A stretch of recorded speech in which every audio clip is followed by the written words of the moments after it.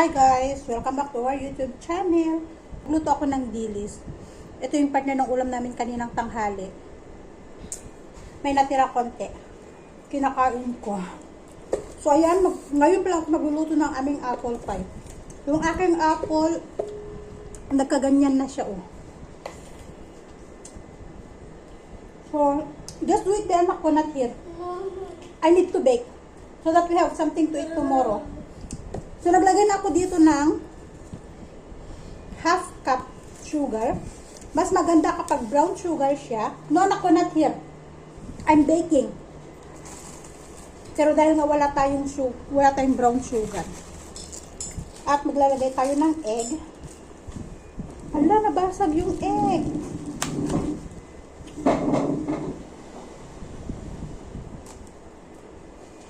Nabasag yung ating egg. Ayan. I said not here. I'm taking video. Yeah. Put there. Ka. Put there only. Very expensive, yeah? Who told you to buy one tray? Sus Mariosep si Asis. Bumili ng one tray ng itlog. Eh, ang mahal ng one tray ng itlog. Bumibili ako ng itlog. Tig 5 piraso. Pag tig 2 piraso. Ganun lang ang binibili ko. Pwede meron pa nito. Just now we sleep. So, half cup sugar, 2 eggs. Tapos maglalagay tayo ng 1 teaspoon cinnamon powder. 1 teaspoon cinnamon powder. Ayan, masyado madami. Ayan. Halo natin lahat dito. At Mommy, when you ask me the apple, and I will give you the apple, okay? okay. 1 teaspoon vanilla essence.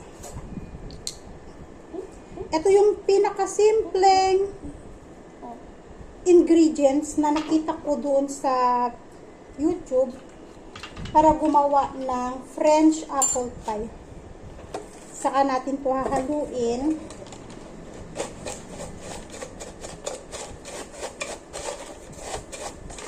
Ang sabi doon sa na-search ko, binasa ko, hahaluin siya maigi hanggang yung egg at saka yung sugar ay maghalo at mag-bubbles daw siya.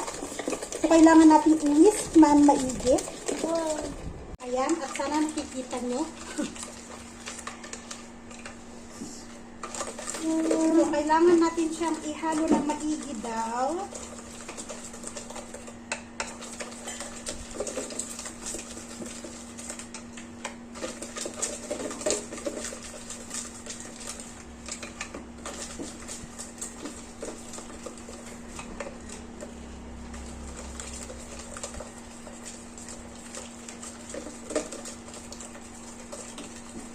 Kalat ng aming table, pagpasensyahan nyo na.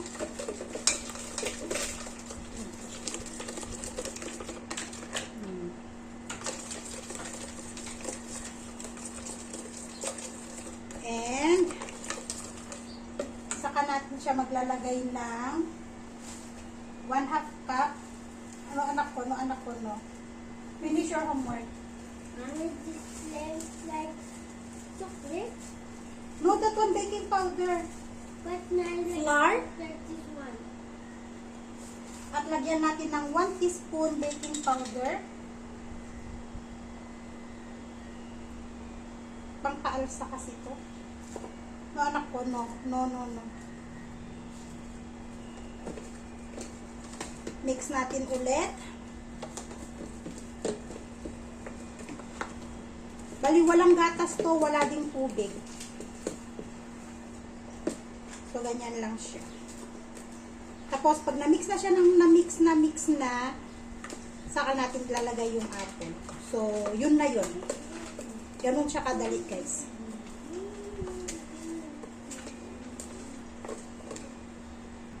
So, ito na siya. At ilalagay na natin yung ating apple.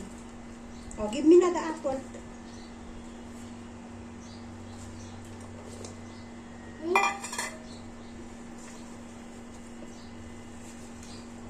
O, diba? Ang dali lang niya. Ganito lang siya kadali, guys. I-mix mo lang siya kasama nung flour at saka nung egg hanggang sa mix siya ng maigi, makover yung apple nung butter natin. Then, pwede na natin isalang. So, ganito lang ginagawa ko. Yan yung nagaya ko sa Google. French apple pie. Ay, French apple cake. Hindi siya apple pie. Mas matrabaho ang apple pie kasi magagawa ka pa ng ano niya, nung pabalat. So, ito na siya. Lagay na natin siya sa lutuan, sa pan, tapos isasalang na natin. So, ito na. Nilagyan ko siya ng oil at lalagay na natin. What are you doing?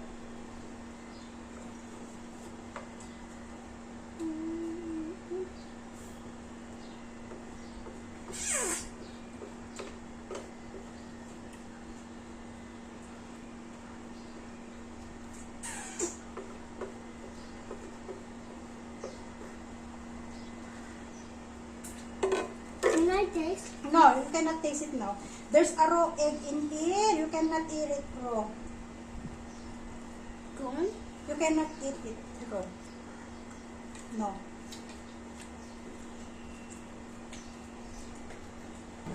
So, ito na siya, guys. You call Papa. Papa! Ayan, oh. Pero hindi natin sure kung luto na. So, gamitan natin siya ng toothpick.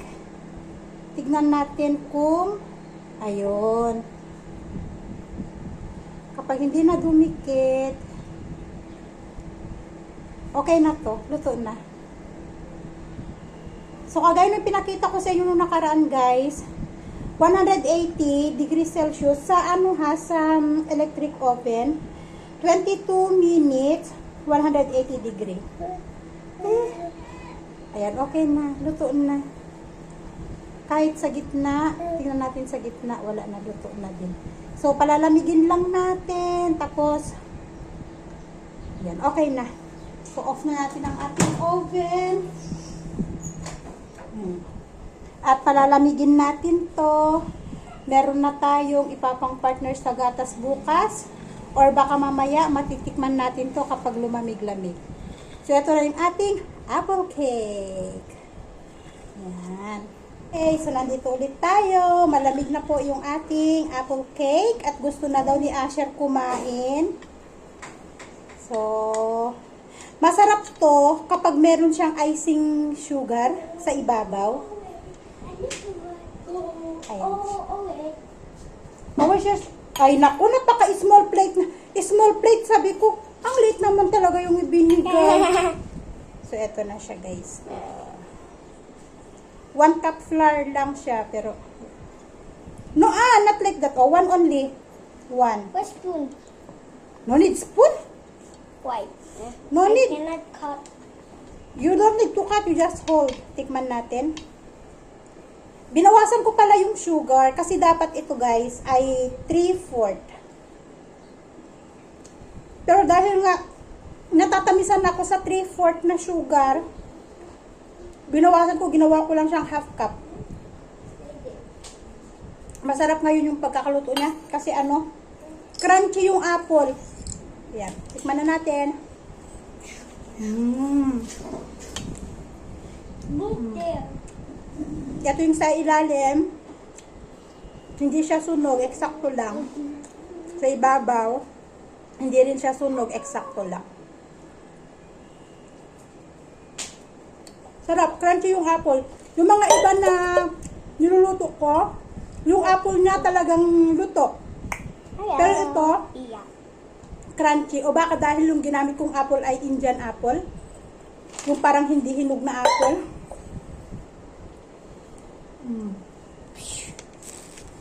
Sarap naman.